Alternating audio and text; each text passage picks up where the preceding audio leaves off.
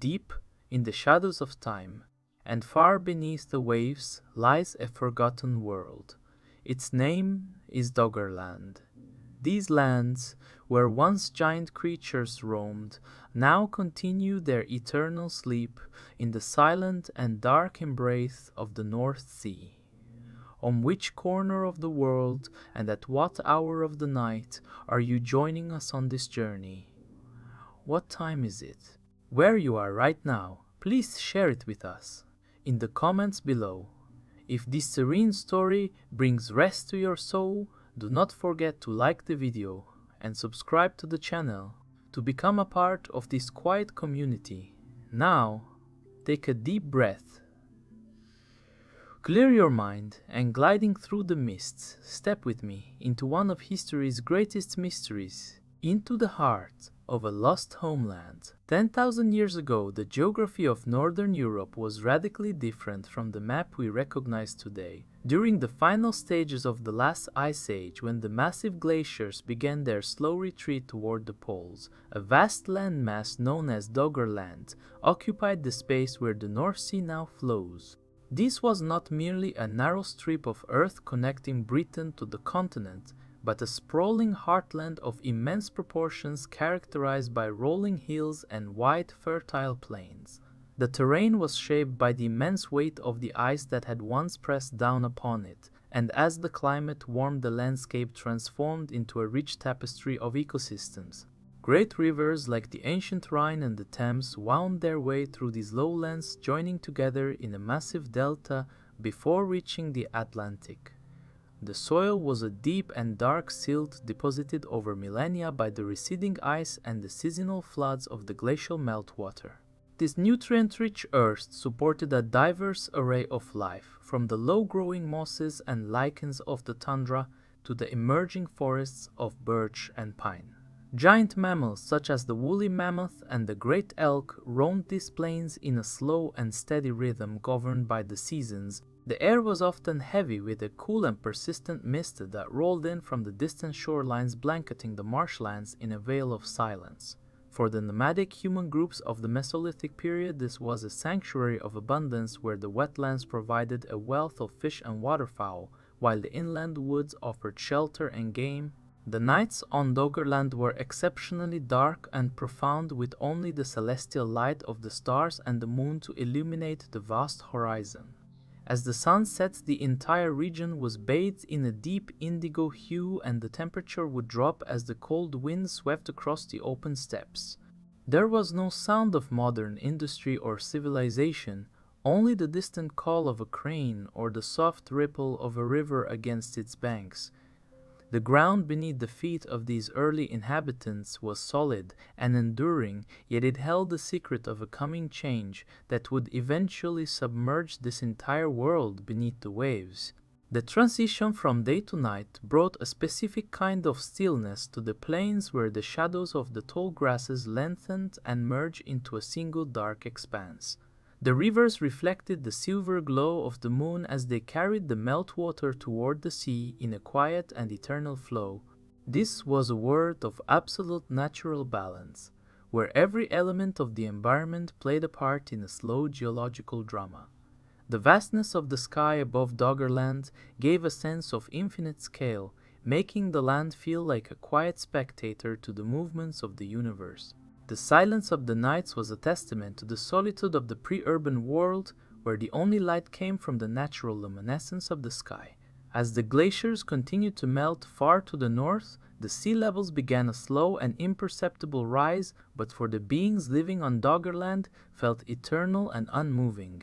The density of the forests increased in the southern regions, creating dark and cool refuges where the damp moss muffled the sounds of any movement.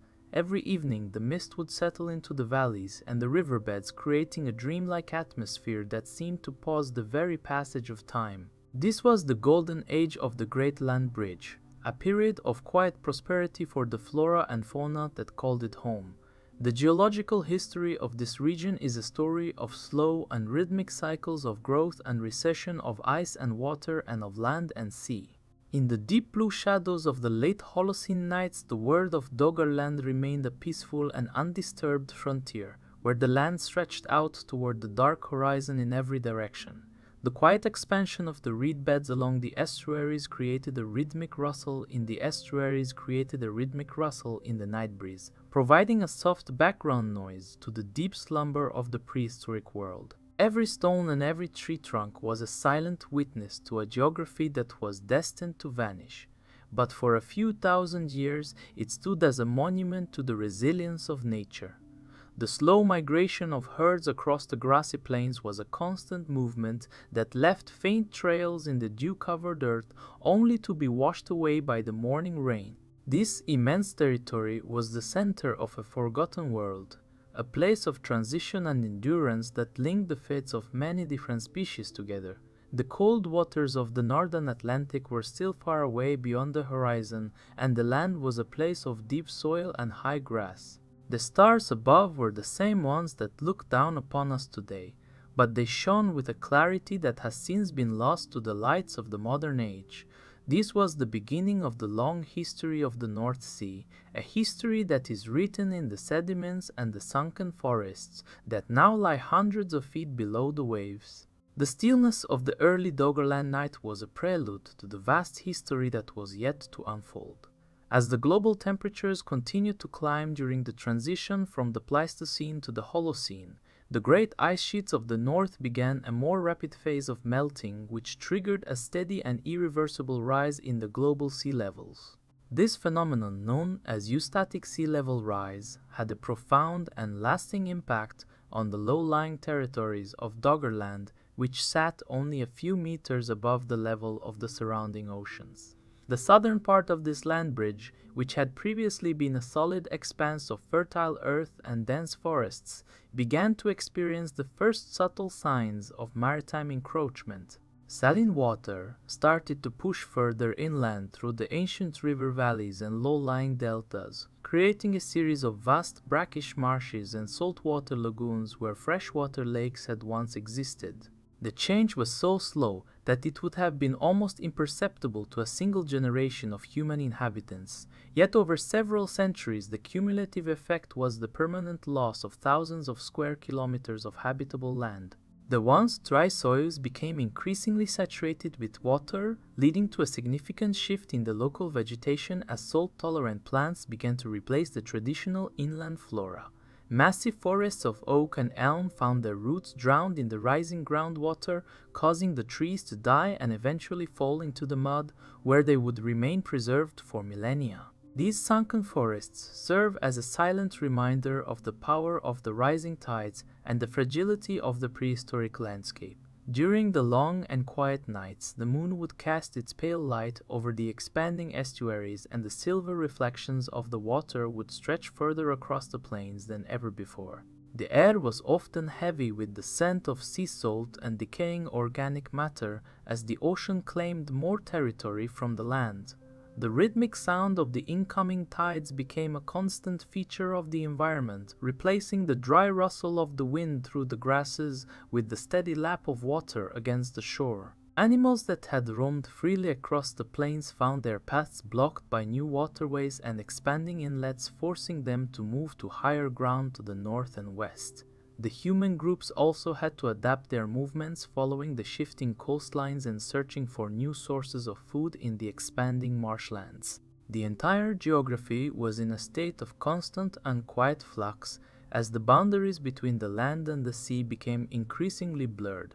The vastness of the horizon remained a defining characteristic of the region, but the nature of that horizon was changing from solid earth to an endless expanse of dark and cold water.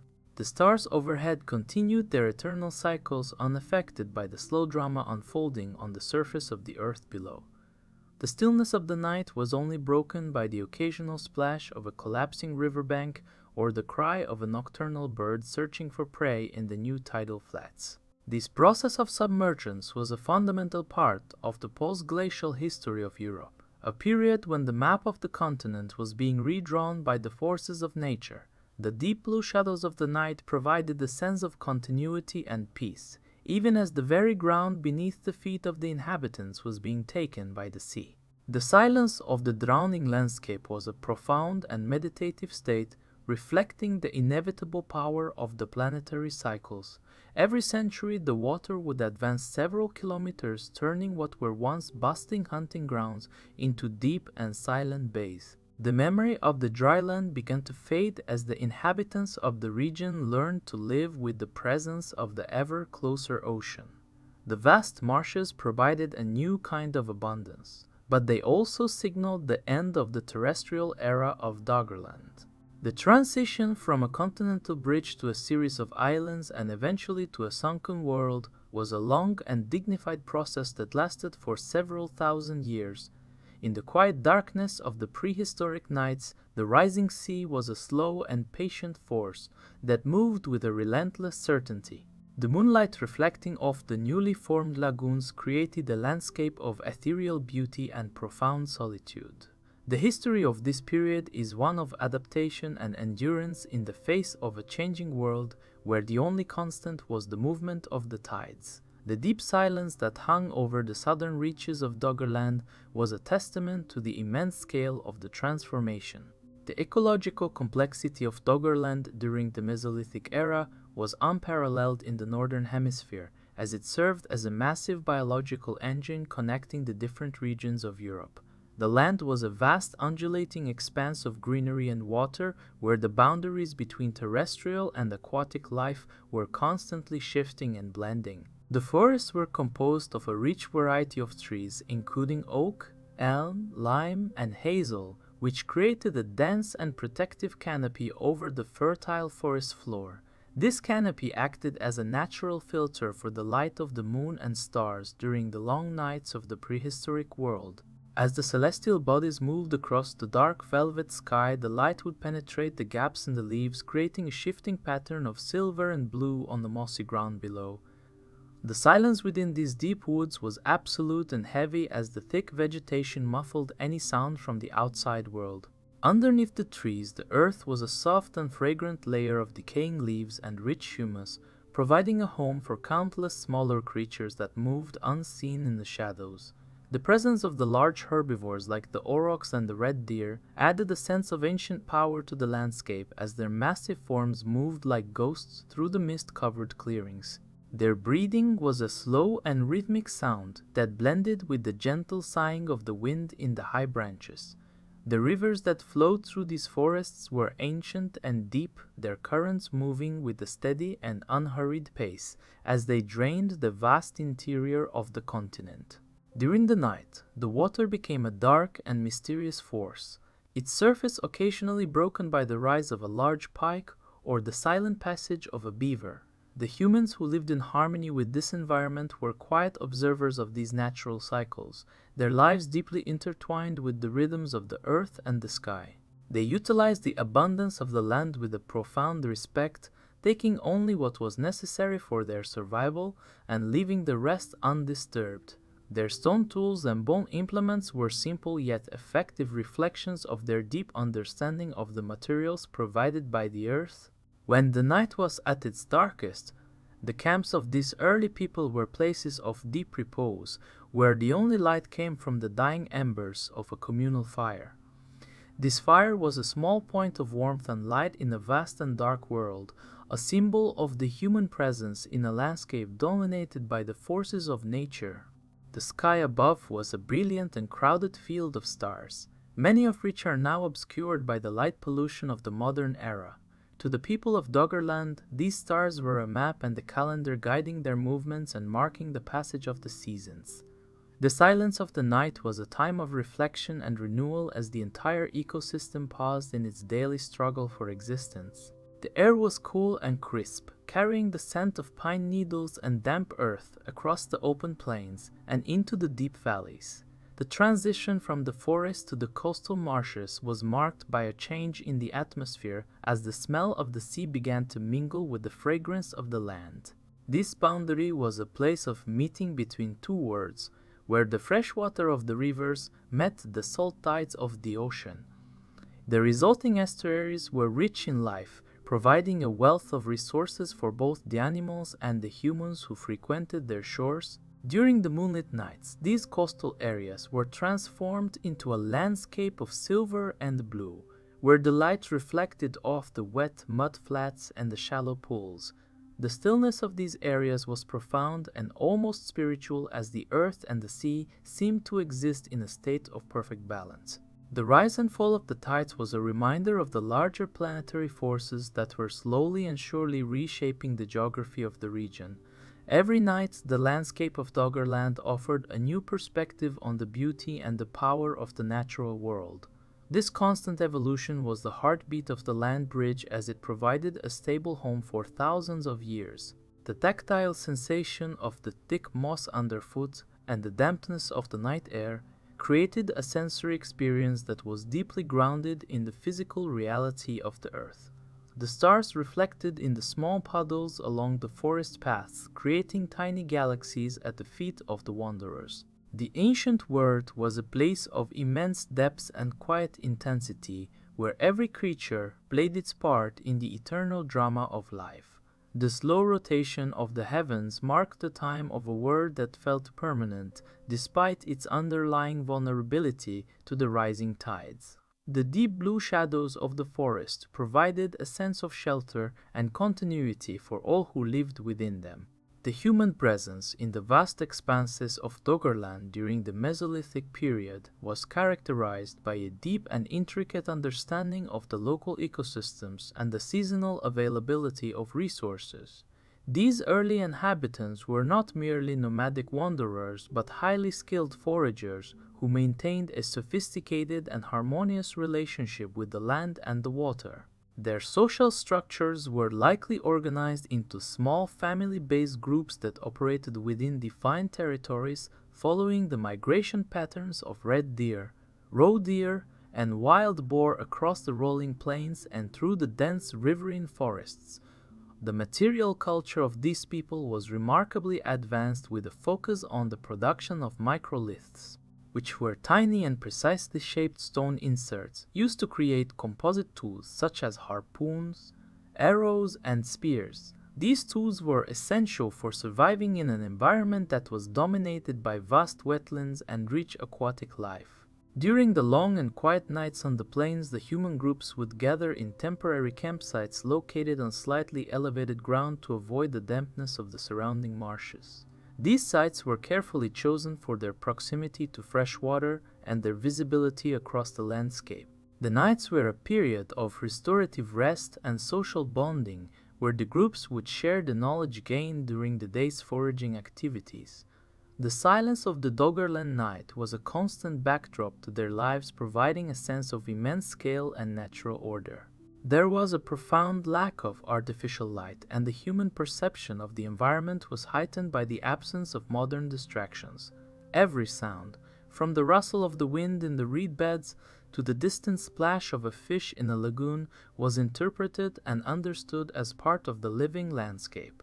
The construction of their shelters involved the use of local materials such as saplings, birch bark, and animal hides, which were assembled into light and efficient structures that provided protection from the cool night air and the persistent coastal mists.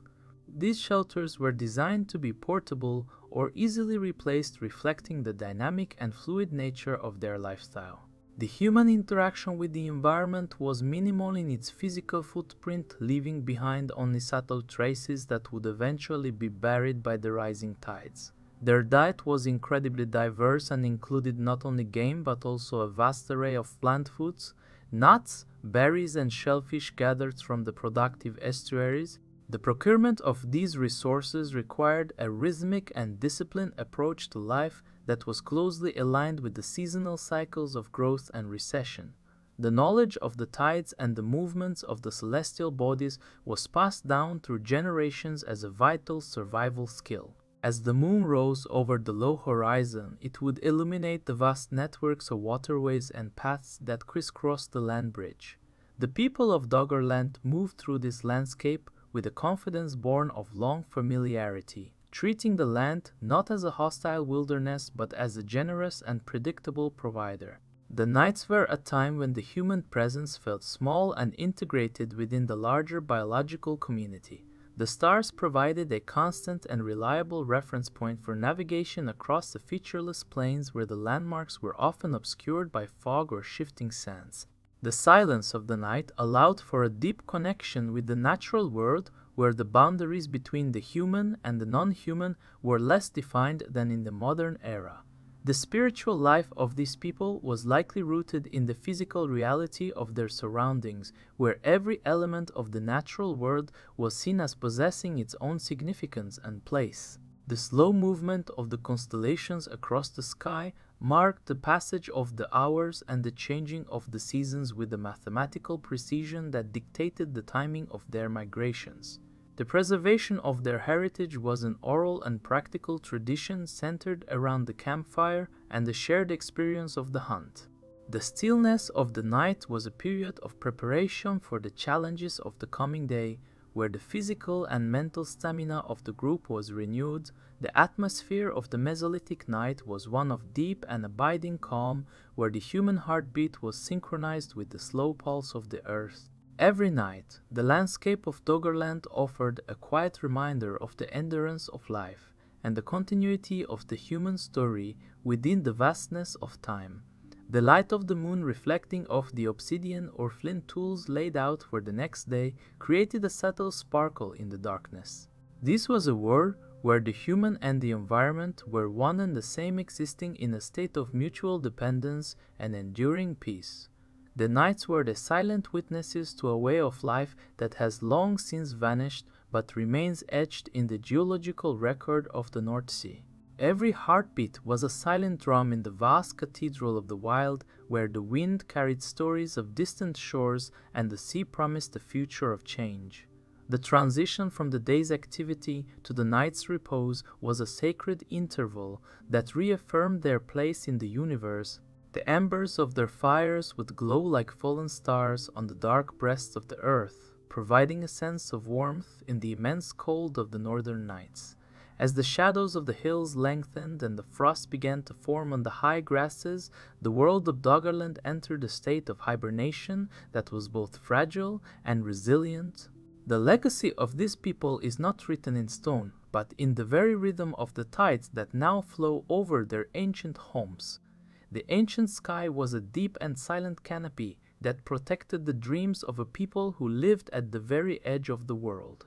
The final phases of the geographical existence of Doggerland were marked by a dramatic acceleration in the fragmentation of the landscape as the rising waters of the Atlantic and the North Sea began to merge across the low-lying plains.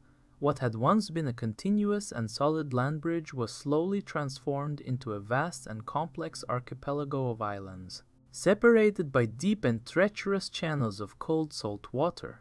The deepening of the English Channel in the south and the expansion of the Norwegian Trench in the north created a dual pressure that squeezed the remaining landmass from both directions. This process of insularization had profound consequences for the flora and fauna that had previously moved freely across the entire continent. Large mammals such as the red deer and the wild cattle found themselves trapped on shrinking islands where the available resources were no longer sufficient to support their populations. The genetic isolation of these species began to occur as the land connections were severed by the ever-widening straits. For the human groups who had called this territory home for generations, the changing geography necessitated a radical shift in their way of life. They became increasingly reliant on seafaring skills and the construction of dugout canoes to navigate between the remaining landmasses. The nights during this era of fragmentation were characterized by a sense of isolation and the constant presence of the surrounding ocean. As the moon rose over the newly formed islands, its light would reflect off the dark and turbulent waters of the channels, which were now wide enough to obscure the distant horizon. The sound of the sea was no longer a distant murmur, but a constant and powerful roar that echoed through the coastal cliffs and over the sandy dunes. The air was perpetually damp and saturated with the spray of the salt water which coated the vegetation in a thin layer of crystalline salt. The transition from a continental heartland to an island environment was a period of immense environmental stress, but it also created new opportunities for the development of maritime cultures. The deep blue shadows of the night provided a veil of mystery over the familiar paths of the ancestors were now hidden beneath the waves. Every night, the tides would reclaim more of the low-lying beaches and the salt marshes, further reducing the total land area of the Doggerland archipelago. The stars overhead appeared larger and more brilliant over the open water, providing a sense of comfort and direction for those who dared to cross the channels in their fragile wooden vessels. The silence of the night was often interrupted by the sound of breaking waves and the shifting of the seabed as the powerful currents moved vast quantities of sand and silt.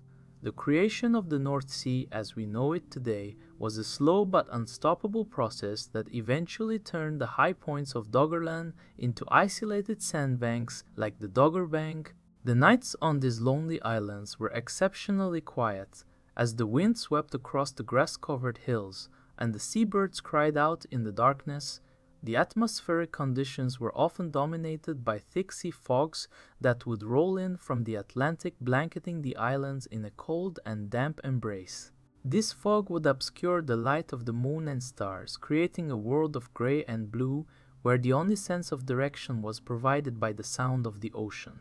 The final disappearance of the last terrestrial fragments of Doggerland was punctuated by a catastrophic geological event known as the Storegga Slide, which occurred approximately 8,200 years ago off the coast of Norway. This massive submarine landslide triggered a series of powerful tsunamis that swept across the North Sea basin with devastating force, impacting the low-lying coastlines of Britain, Scandinavia, and the remaining islands of the Doggerland archipelago.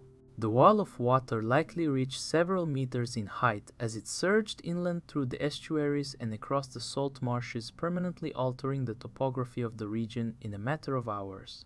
Before this event, the remaining landmass had already been significantly reduced by the steady rise in sea levels, yet the tsunami served as a definitive and violent conclusion to the terrestrial history of the land bridge. The impact of the water was most severe in the shallow southern reaches of the North Sea, where the energy of the wave was concentrated by the narrowing channels and the low-lying plains. This event did not only drown the land, but also significantly altered the marine environment by redistributing vast quantities of sediment and reshaping the seabed. During the nights following this great inundation, the silence over the North Sea was absolute as the water settled into its new boundaries. The moon would have risen over a landscape that was now almost entirely maritime, with only the highest points of the former land bridge remaining as isolated and disappearing sandbanks. The air was heavy with the scent of the sea and the dampness of the cold northern winds as the ocean established its dominance over the former heartland of Europe. The stars continued to shine over the dark waves, their light reflecting off the surface of a sea that now covered the forests and rivers of the ancestors. The human groups that survived on the fringes of the continent were forced to retreat to higher ground, forever losing access to the rich hunting grounds that had sustained them for millennia. The memory of this event likely persisted in the oral traditions of the coastal peoples as a story of a great flood that changed the world forever. The silence of the night provided a sense of continuity even as the geography itself was transformed beyond recognition.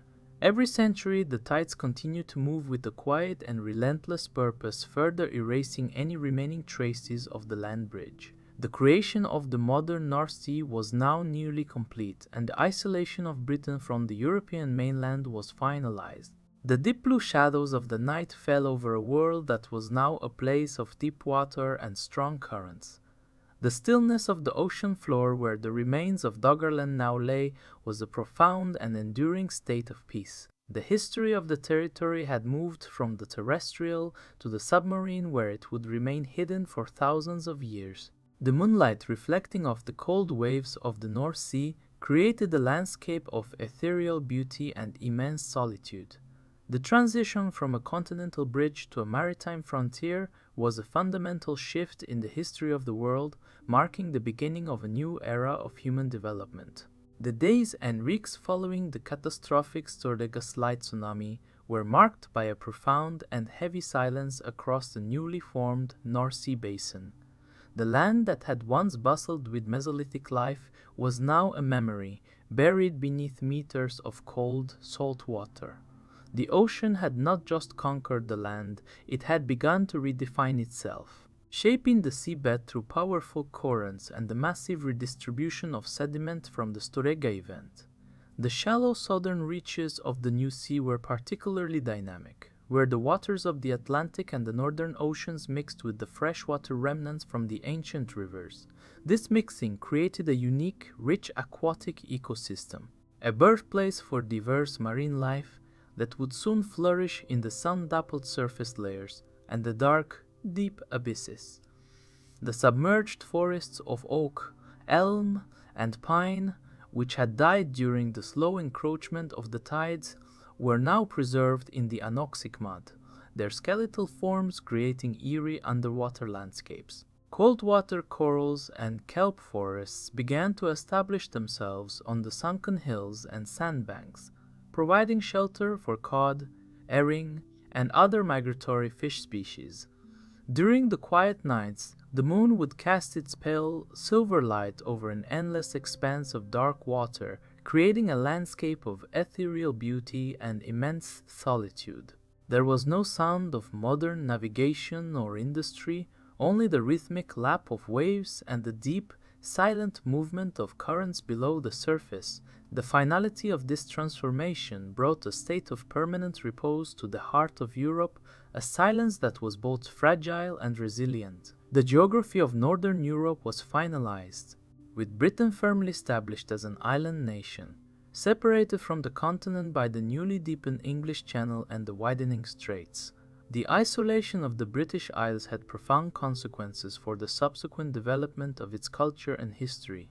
The deep blue shadows of the night fell over a world that was now a place of deep water and strong currents. Where the land of the ancestors remained hidden beneath the waves, every drop of water carried a fragment of the story of Doggerland, a story of growth and loss, and of the eternal dance between the land and the sea.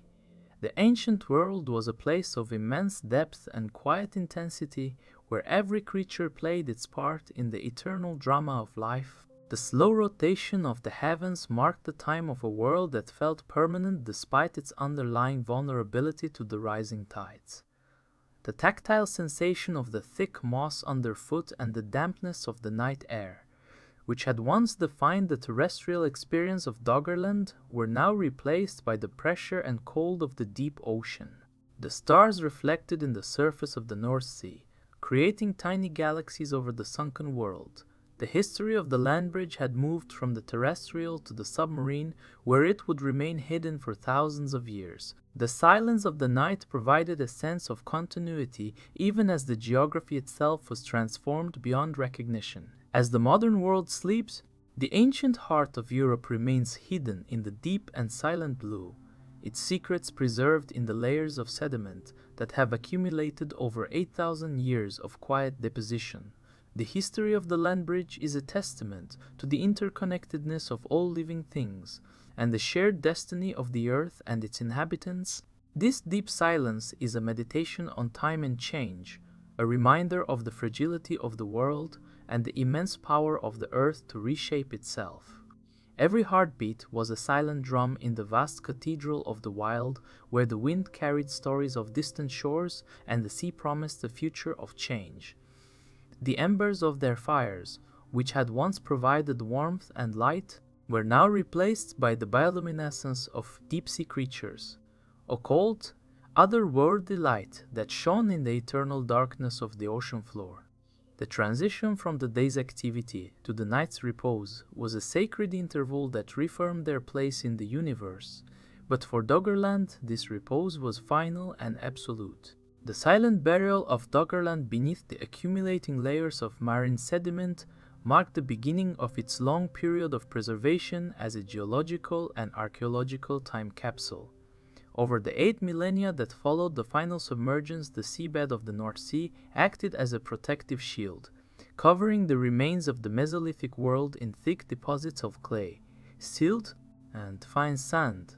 This anaerobic environment was crucial for the survival of organic materials that would have otherwise decayed in the open air, permitting the preservation of wooden tools, basketry, and even the delicate remains of ancient insects.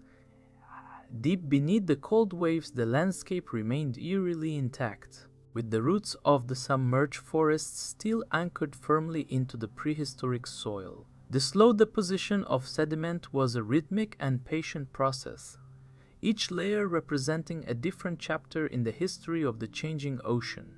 The pressure of the water and the lack of oxygen created a unique chemical state that halted the natural cycles of decomposition, essentially freezing the landscape in time. During the deep nights on the North Sea, the surface would reflect the vastness of the cosmos, while the world below remained in a state of absolute and lightless repose.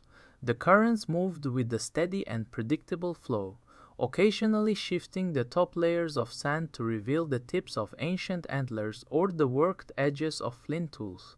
These artifacts were the silent witnesses to a way of life that had once thrived in the open air, now existing in a realm of perpetual blue twilight. The geography of the seabed was a complex arrangement of submerged valleys and low hills, tracing the outlines of the rivers and plains that had once linked the continent. The stillness of this underwater world was profound, a silence that stretched across the centuries without interruption. Every grain of silt that settled over the artifacts was a testament to the enduring power of the sea to reclaim and protect the past. The stars above were the same ones that had watched over the hunters and gatherers of the land bridge, but their light now had to penetrate the thick layers of water to reach the hidden world below. The transition from a living environment to an archaeological site was a slow and dignified process, one that respected the scale of the human story that had unfolded there. The deep indigo light of the moonlit surface provided the stark contrast to the darkness of the depths, where the secrets of Doggerland were kept in a state of perfect preservation. The history of the region was no longer visible to the naked eye, existing only in the geological records and the physical remains that lay hundreds of feet below the surface. This period of hidden history was a time of immense environmental stability, a long era of deposition and rest. The rhythmic movement of the tides across the North Sea was the only indicator of the passage of time.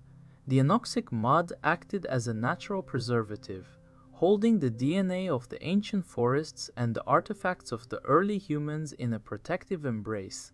The silence of the seabed was a sanctuary, a place where the past could remain undisturbed by the changes occurring on the surface. The legacy of Doggerland was being written in the layers of the earth, a slow and careful documentation of a lost world.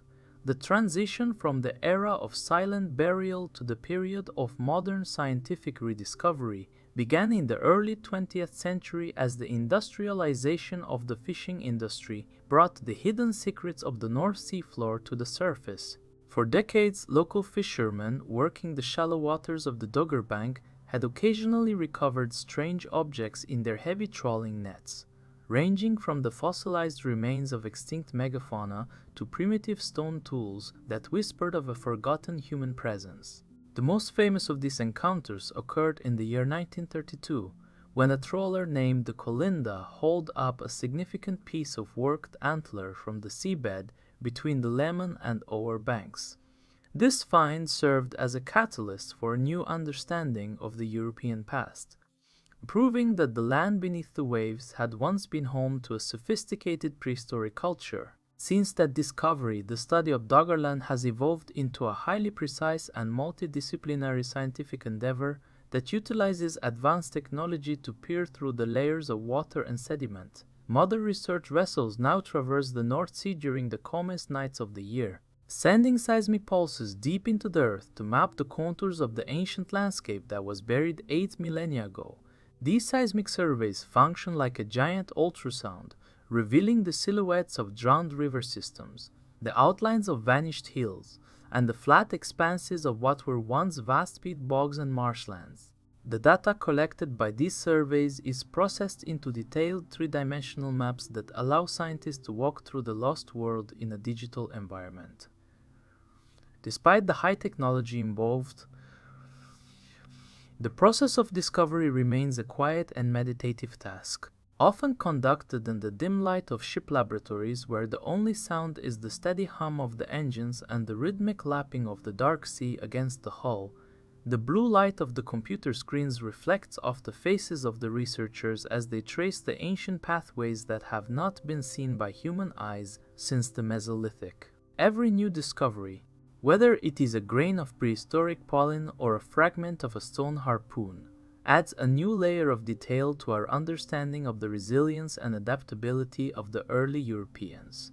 The silence of the modern ocean at night serves as a backdrop to this scientific awakening, a period when the deep blue darkness of the North Sea is slowly yielding its secrets to the persistent curiosity of the human mind. The mapping of Doggerland is not just a geological project, but a journey back in time to a world that was both alien and familiar. The ancient rivers that now lie beneath the saltwater are reconstructed in silver lines across the digital maps, showing how the Thames and the Rhine once flowed as brothers across a shared plain.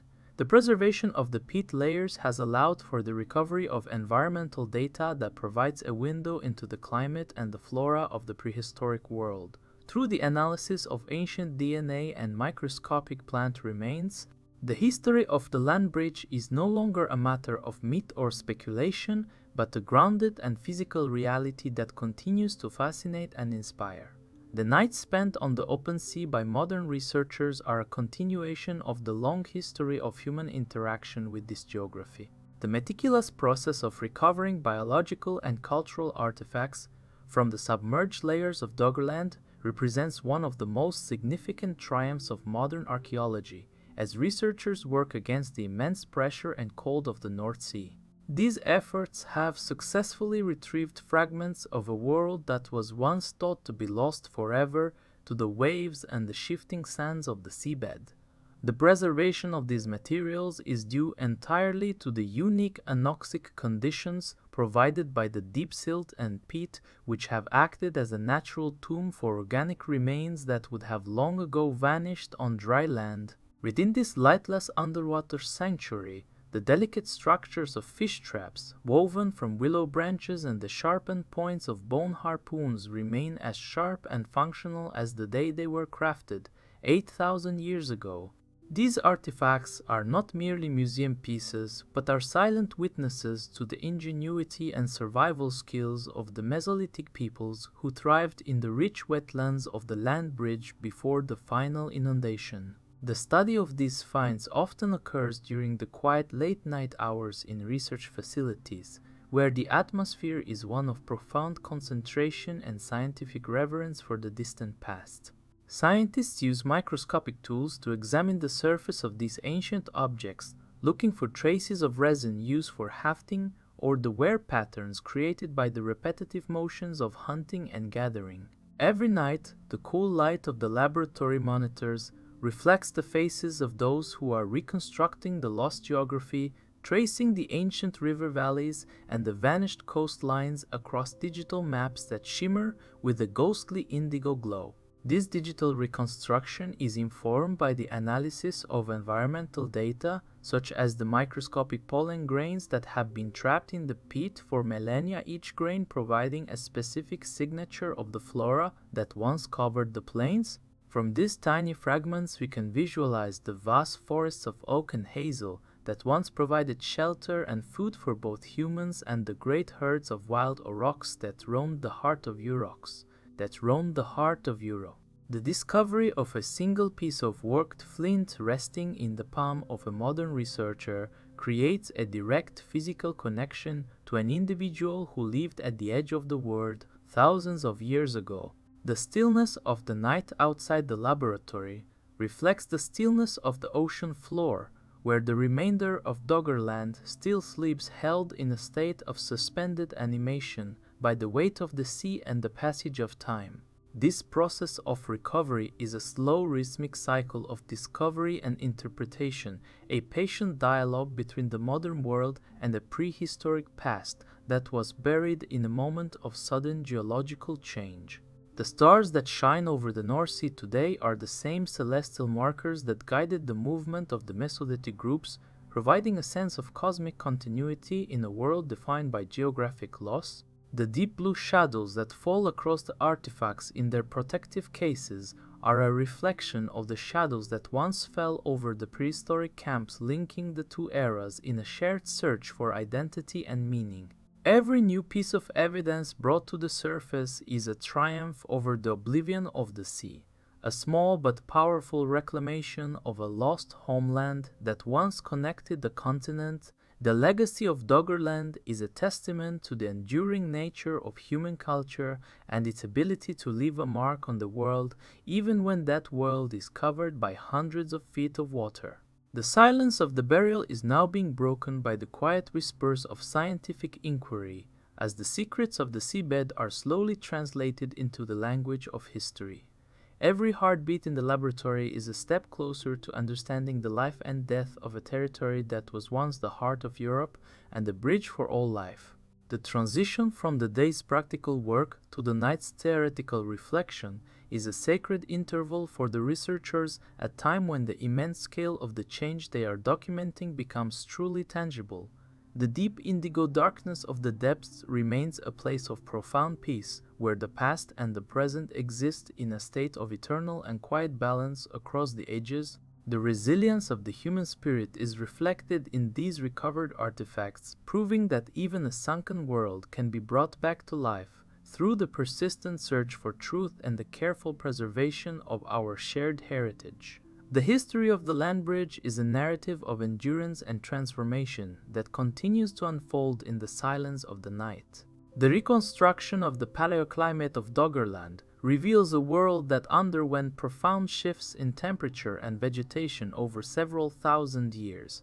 Initially, as the great ice sheets retreated, the land was a cold and wind-swept tundra dominated by hardy grasses and low shrubs. This was the era of the great megafauna, where the woolly mammoth and the woolly rhinoceros roamed the frozen plains in search of sparse vegetation. The nights were exceptionally harsh, with biting winds that carried the scent of distant ice across the featureless horizon. As the climate continued to warm during the early Holocene, the tundra gradually gave way to a more temperate environment characterized by the expansion of birch and pine forests. This transition transformed the landscape into a mosaic of woodlands and open grasslands, providing a richer and more varied habitat for a wider range of species.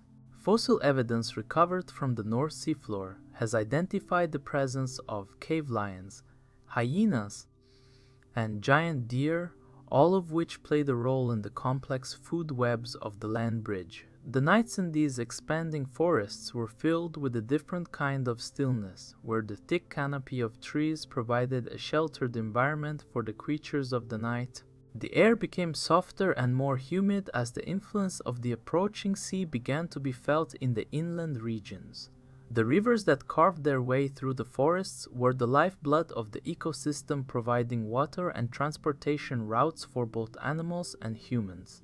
During the moonlit nights, the surfaces of these rivers would shimmer like silver threads against the dark green and blue of the surrounding woods. The transformation of the environment was a slow and rhythmic process that allowed the flora and fauna to adapt and thrive in the changing conditions. Scientific analysis of sediment cores has provided a high-resolution record of these changes, showing the precise timing of the arrival of different tree species and the shifts in local bird populations.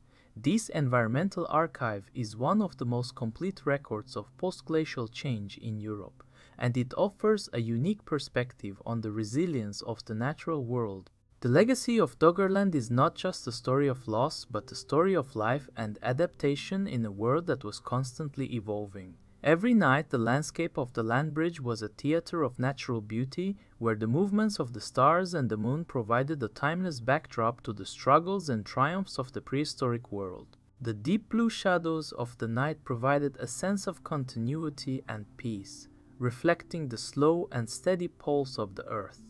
As the modern world looks back at this lost world, through the lens of science we see a geography that was both fragile and enduring. The history of the land bridge is a narrative of interconnectedness, where every plant and animal played a part in a larger ecological drama.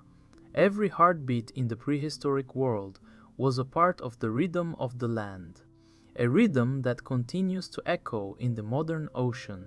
The transition from the day to the night was a sacred interval that reaffirmed the place of every living thing in the universe.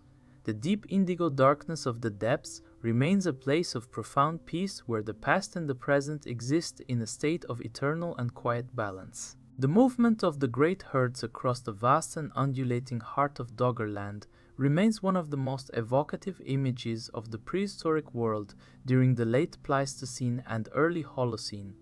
These migrations were the rhythmic pulse of the land bridge, driven by the seasonal availability of grazing grounds and the shifting boundaries of the retreating ice. Among the most iconic of these creatures was the woolly mammoth, whose massive and shaggy form was perfectly adapted to the cold, wind-swept steppes that characterized the earlier phases of the region.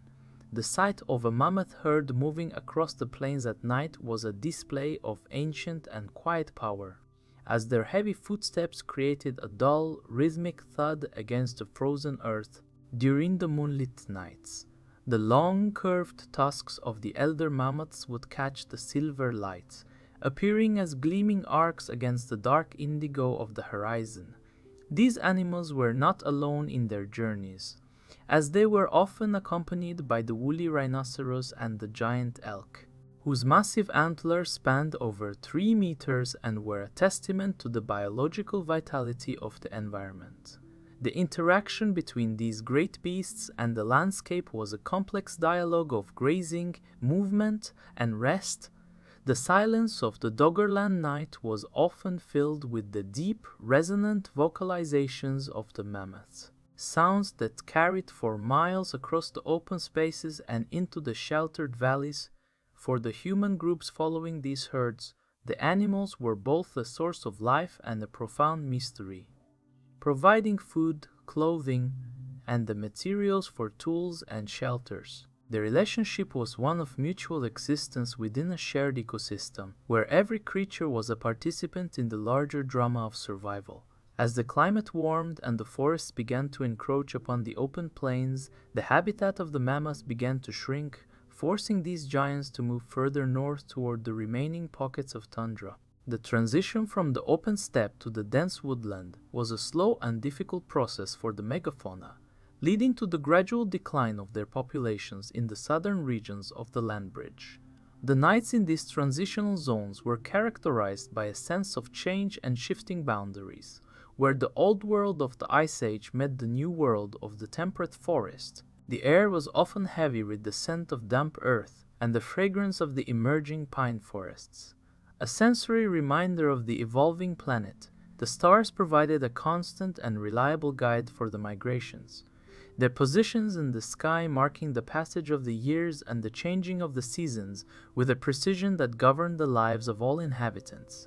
Every night, the landscape of Doggerland was a theater of natural beauty, where the movements of the animals were synchronized with the slow rotation of the earth and the phases of the moon.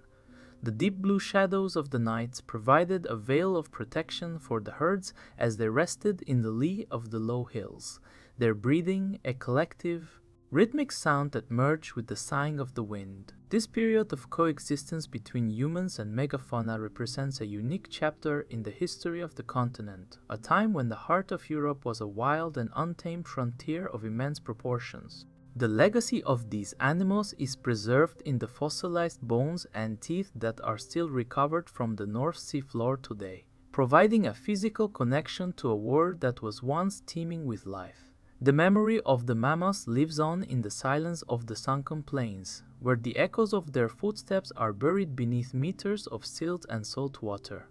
Every night, the surface of the sea reflects the same stars that once watched over the great herds, a reminder of the continuity of the natural world across the vastness of time. The stillness of the modern ocean floor is a reflection of the stillness that once covered the prehistoric plains during the deep repose of the Ice Age.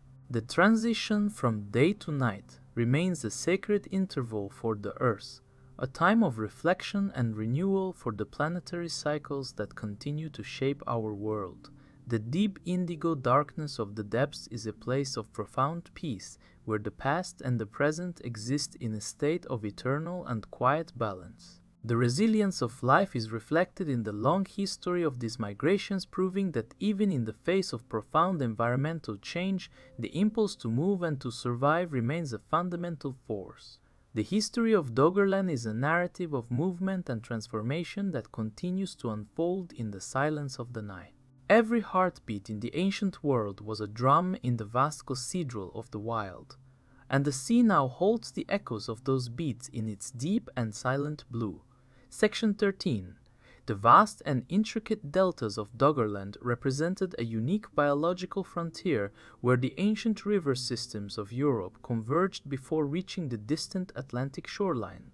During the height of the Mesolithic, these deltas were expansive networks of slow-moving channels and shallow freshwater lakes that supported an incredibly diverse array of avian life.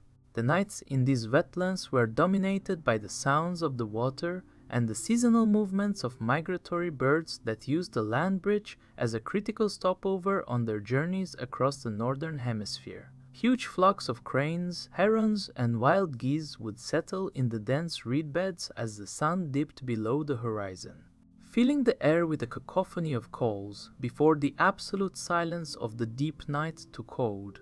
In the moonlit darkness, the white feathers of the swans would appear as ghostly shapes gliding across the surface of the lagoons, creating delicate ripples that reflected the silver light of the stars. The ecological importance of these wetlands cannot be overstated, as they provided a stable source of food for both the human populations and the local predators like the white-tailed eagle and the marsh harrier. The humans who inhabited these regions developed a profound understanding of the avian cycles, timing their activities to coincide with the arrival of specific species and the nesting seasons. They utilized the abundant reeds and willow branches to construct intricate blinds and traps, demonstrating a level of environmental integration that allowed them to thrive in the damp and often difficult conditions of the marshlands. The air in the deltas was perpetually heavy with moisture, carrying the cool and earthy scent of the wetlands across the open plains. As the moon rose higher in the sky, the landscape would be transformed into a monochromatic world of deep blue and charcoal, where the boundaries between the land and the water became almost indistinguishable. The silence of the night was a period of intense sensory awareness for the inhabitants, where every splash in the water or rustle in the grass was a piece of vital information about the movement of prey or the approach of a storm. This was a world of immense patience and observation, where the pace of life was dictated by the natural rhythms of the season and the lunar phases.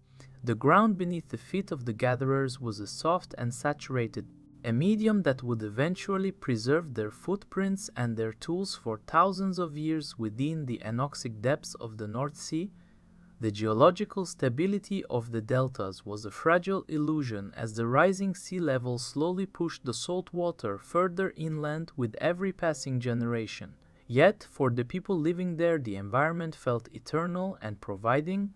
The stars overhead were a constant and brilliant presence, their clarity untouched by the light of modern civilization, guiding the nocturnal movements of both birds and humans across the featureless expanse of the marshes. The transition from day to night was a sacred interval of rest and preparation, a time when the human groups would gather in their temporary camps located on the higher dunes to escape the rising dampness. The firelight from their small hearths would be reflected in the eyes of the night birds.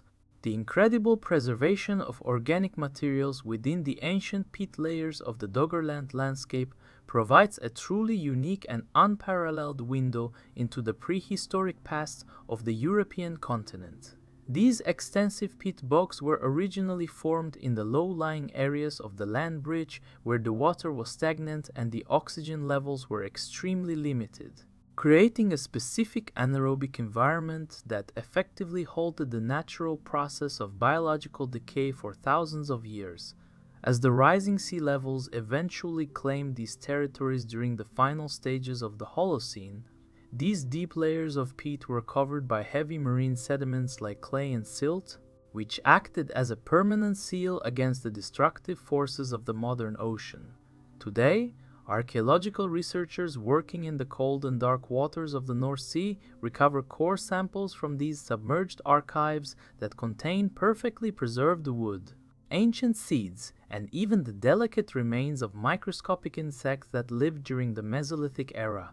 These discoveries are absolutely crucial for the detailed reconstruction of the prehistoric environment and for understanding exactly how the regional climate shifted and evolved over many millennia.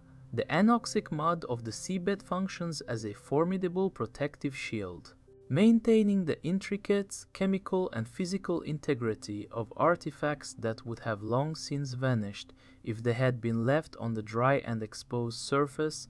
Every single core sample extracted from the seabed is like a thin and vertical slice of time, allowing modern scientists to trace the succession of different plant species and the gradual evolution of the local ecosystem with remarkable precision. The presence of fossilized pollen grains within the dark pit allows for the meticulous mapping of the great ancient forests that once stretched across the rolling plains, identifying the exact timing of the arrival of oak, hazel, and birch trees as the post-glacial climate continued to warm.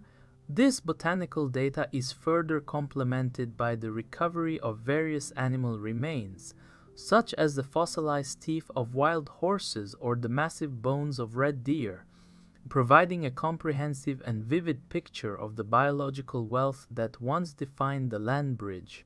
The profound silence of the deep-sea environment today mirrors the internal stillness within the buried pit layers, where the past is held in a constant state of suspended animation. As the modern world seeks to understand the deeper history of human migration and settlement in Europe, these submerged layers offer a direct and tangible physical connection to the ancestors who once lived and walked upon this very ground. The recovery of a single fragment of ancient worked wood, still clearly showing the distinct marks of a sharp flint tool, represents a profound moment of scientific rediscovery, proving that the stories of Doggerland are still legibly written in the earth beneath the waves. The meticulous analysis of these precious materials often occurs during the quiet and concentrated hours of the night in specialized laboratories. The final geographic separation of the British Isles from the European mainland was a long and complex process that culminated in the breach of the narrow chalk ridge that once connected the heights of Dover to the cliffs of Calais. This narrow land bridge had served as the final terrestrial link between the two land masses, providing a stable path for the migration of both flora and fauna long after the vast plains of Doggerland had already been submerged beneath the rising North Sea. The eventual failure of this ridge was not a single catastrophic event, but rather the result of thousands of years of persistent erosion by the waters of the English Channel and the North Sea. Scientific analysis of the seabed topography reveals the presence of massive plunge pools and giant valleys carved into the chalk by catastrophic floods known as megafloods. These floods occurred when massive glacial lakes in the North Sea basin suddenly breached their dams, sending unfathomable volumes of water surging through the narrow gap. The force of these waters was so immense that it permanently deepened and widened the strait, effectively carving the iconic white cliffs of Dover that we recognize today. During the moonlit nights of this transformative era, the air would have been filled with the deep and distant roar of the rushing water, a sound that echoed across the remaining chalk heights and into the sheltered valleys. The spray from the surging tides created a constant, cold mist that blanketed the coastline in a veil of blue and charcoal. In the absolute stillness of the prehistoric night, the power of the natural world was on full display as it redrew the maps of the continent with every passing hour. The sky above remained a constant and silent witness to this geological drama, with the stars reflecting off the turbulent surface of the new sea.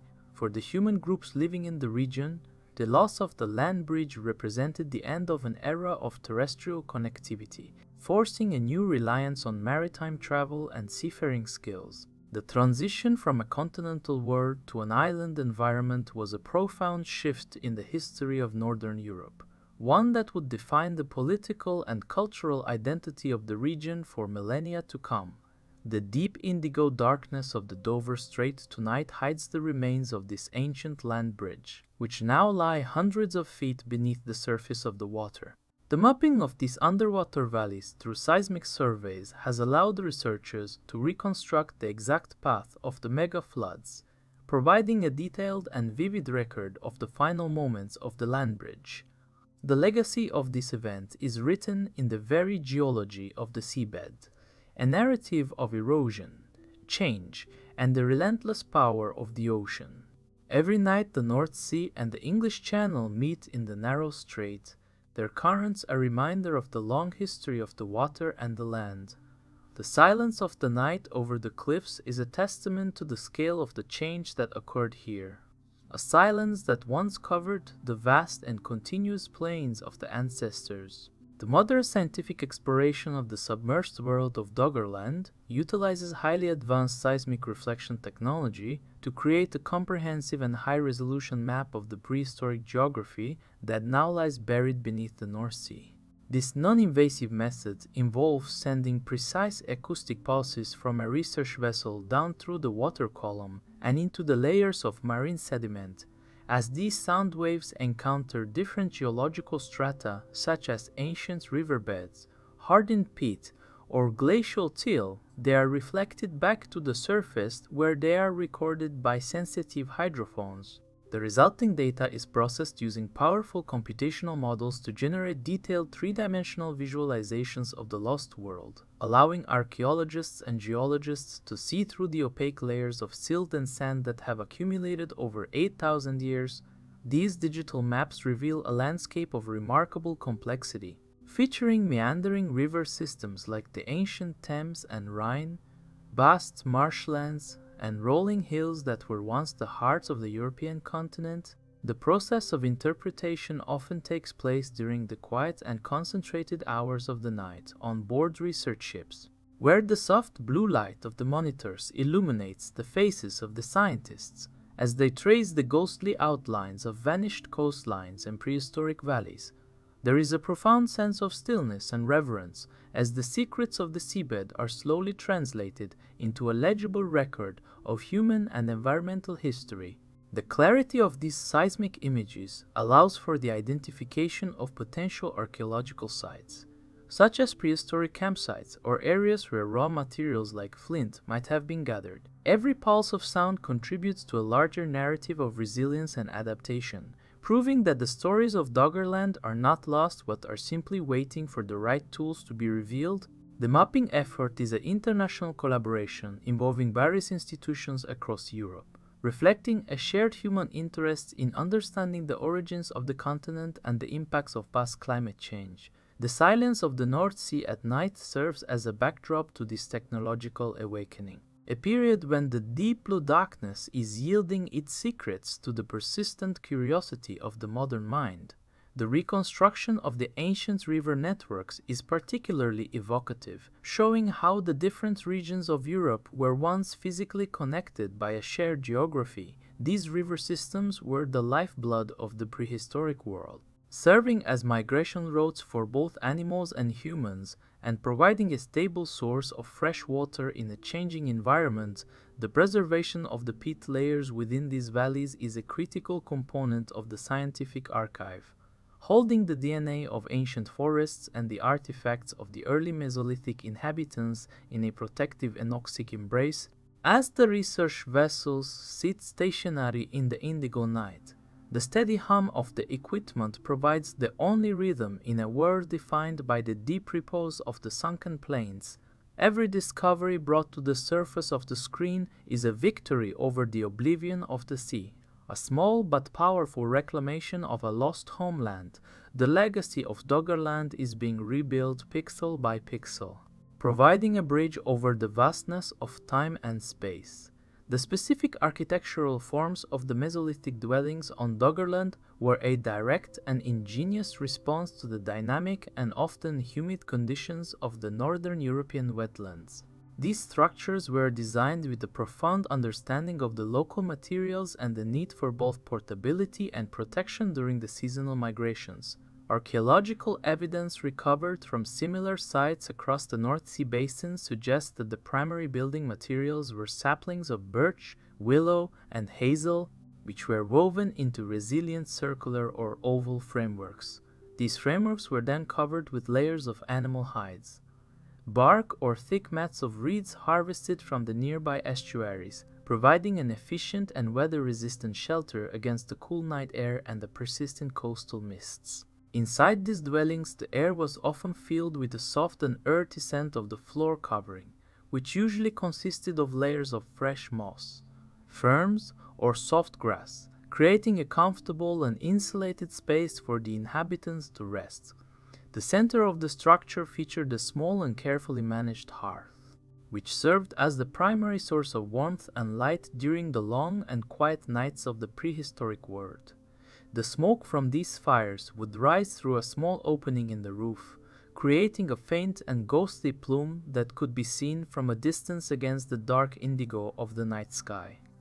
The human groups who occupied these camps lived in close proximity to one another, fostering a sense of social cohesion and mutual support that was essential for survival in a world defined by the forces of nature. The nights were a period of deep restorative sleep and social bonding, where the knowledge of the day's foraging and hunting activities was quietly shared among the members of the group. There was a profound lack of artificial distractions, allowing the human perception of the environment to become exceptionally acute. Every sound, from the rustle of the wind in the surrounding forest to the distant calls of nocturnal birds, was interpreted as part of the living and breathing landscape. As the moon rose over the low horizon, it would cast long and soft shadows across the campsites, highlighting the organic textures of the hide-covered huts and the damp earth of the surrounding clearings. The atmosphere was one of absolute calm and natural order, where the human heartbeat was synchronized with the slow pulse of the planet. These settlements were often located on slightly elevated ground, providing a clear view of the surrounding waterways and the vast networks of paths. Every night, the landscape offered a quiet reminder of the endurance of life and the continuity of the human story within the vastness of time.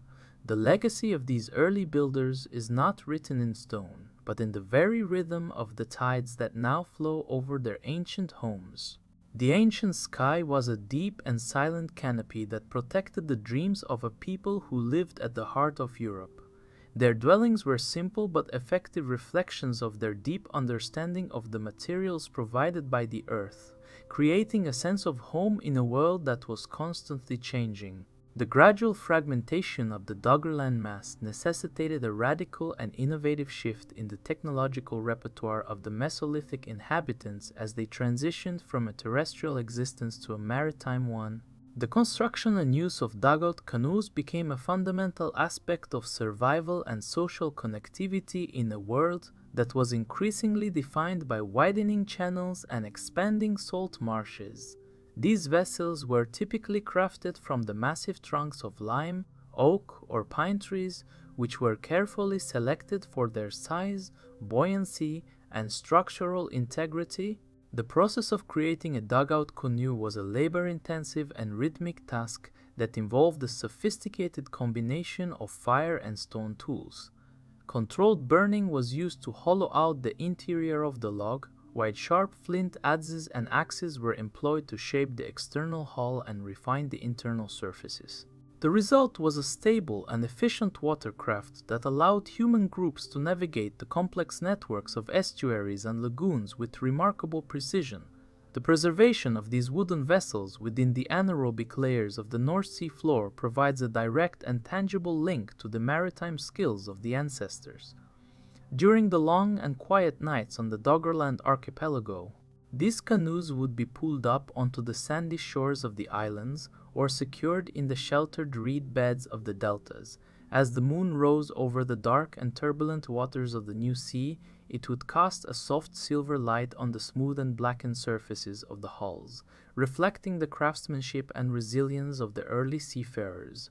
The silence of the night was only broken by the gentle lap of the waves against the wood and the distant calls of nocturnal wading birds. For the people of this era, The canoe was more than just a tool for transportation. It was a symbol of their ability to adapt to a disappearing world and to maintain their cultural links across the rising tides, tidal movements.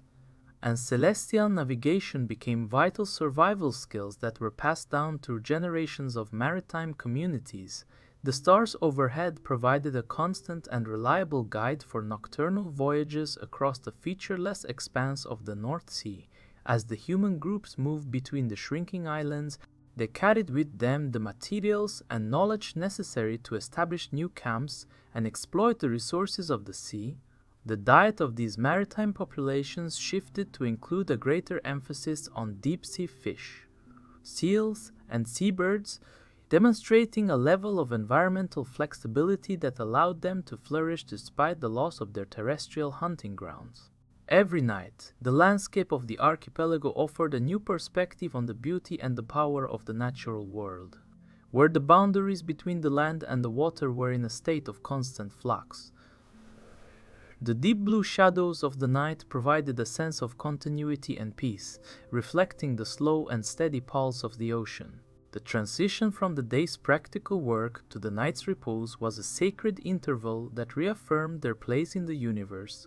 The central position of Doggerland within the Northern European geography made it a vital cultural and biological crossroads for the early Mesolithic populations as they navigated the changing landscapes of the early Holocene epoch. This territory was not merely a passive land bridge, but a dynamic heartland that connected the regions we now know as Britain, the Netherlands, Germany, and Scandinavia into a single and continuous terrestrial network. The environmental diversity of the region was staggering, featuring expansive birch and oak forests in the southern reaches, vast and fertile reed beds in the central deltas, and wind-swept grassy plains in the north. This variety of habitat supported a rich tapestry of life.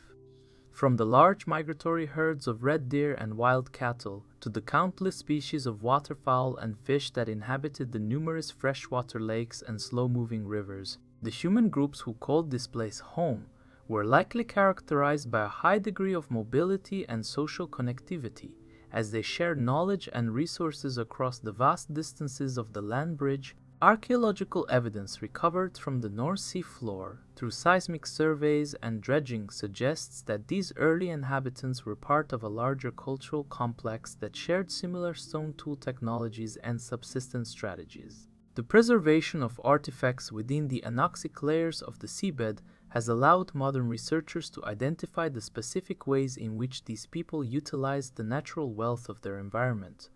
From the construction of intricate wooden fish traps to the production of precisely shaped microliths for hunting. During the long and quiet nights of the prehistoric world, the sky above Doggerland was a brilliant and unpolluted canopy of stars, providing a constant and reliable guide for the nocturnal movements of both animals and humans. The silence of the night was absolute, broken only by the distant calls of a crane or the soft ripple of a river against its banks, where the human presence felt small and perfectly integrated within the larger biological community. As the moon rose over the low horizon, its silver light would illuminate the vast network of waterways and paths that crisscrossed the land bridge, creating a landscape of ethereal beauty and immense solitude. The transition from the day's practical work to the night's repose was a sacred interval that reaffirmed the place of every living thing in the universe. As the seafarers and hunters rested in their shelters, the sound of the wind in the reeds served as a constant reminder of the immense scale of the geography they inhabited. This era of connectivity was a golden age for the early Europeans, a period of biological wealth and environmental harmony that existed before the final encroachment of the sea. The legacy of Doggerland as a crossroads is preserved in the genetic and archaeological similarities found across the modern nations of the North Sea basin. The spiritual and ritualistic life of the Mesolithic inhabitants of Doggerland was fundamentally rooted in their deep physical and psychological connection to the ever-changing natural landscape that surrounded them. For these early humans, Every element of the environment, from the towering oak trees to the smallest freshwater springs, was likely perceived as possessing an inherent significance and a place within a larger cosmic order. The vast and unobstructed horizons of the land bridge provided an unparalleled view of the celestial bodies, making the movements of the sun, moon, and stars central to their understanding of time and existence. During the profound silence of the prehistoric nights, the sky served as a brilliant and living map that guided their seasonal migrations and marked the arrival of vital food sources. The alignment of certain constellations with specific landmarks on the horizon may have held deep ritualistic meaning, providing a sense of stability in a world that was geographically in flux due to the rising sea levels. Archaeological evidence from contemporary sites across northern Europe suggests that these populations engaged in subtle yet meaningful ritual practices, such as the intentional deposition of precious objects like decorated antler frontlets or finely crafted flint tools into the dark waters of the marshes and lakes. These acts were not merely functional, but represented a complex dialogue between the human groups and the unseen forces of the natural world. As the moon rose over the low-lying plains of Doggerland, its silver light would illuminate the sacred clearings, where these groups might have gathered to observe the passage of the seasons or to honor the memory of their ancestors. The atmosphere of these nocturnal gatherings would have been one of intense calm and shared purpose, where the only sound was the soft rustle of the wind through the high grass and the rhythmic breathing of the community. There was no distinction between the secular and the sacred, as every aspect of daily survival from the hunt to the crafting of tools was performed with a profound awareness of the spiritual dimensions of the earth. The presence of the great megafauna was likely viewed with a mixture of reverence and strategic interest, as these animals were seen as powerful participants in the same ecological and spiritual drama. The transition from the day's activities to the night's repose was a period of transition that allowed for a deeper connection with the rhythms of the planet, where the human heartbeat was synchronized with the slow pulse of the tides and the rotating heavens. The stars provided a sense of continuity that transcended the immediate challenges of the encroaching sea, offering a timeless perspective on the human story within the vastness of the universe. The preservation of these spiritual traditions was an oral and experiential process, passed down through generations around the warmth of the communal hearth, where the flickering firelight would cast long and dancing shadows against the heights of the shelters. As the shadows of the hills lengthened and the frost began to form on the damp earth, the world of Doggerland entered a state of quiet contemplation that reflected the enduring resilience of the human spirit. Every night offered a new opportunity to witness the beauty and the power of the natural world, where the boundaries between the physical and the metaphysical were blurred by the presence of the mist and the moonlight. The legacy of this spiritual connection is preserved in the subtle marks left on the landscape and the artifacts recovered from the deep silt of the North Sea, proving that the inhabitants of the land bridge were not just survivors, but were deeply thinking and feeling individuals who sought to find meaning in their surroundings. The silence of the sunken plains today is a continuation of that ancient stillness, a state of being that respects the scale of the past and the mystery of the future. As the modern world seeks to understand the origins of European culture, these prehistoric beliefs offer a glimpse into a way of life that was perfectly integrated with the earth.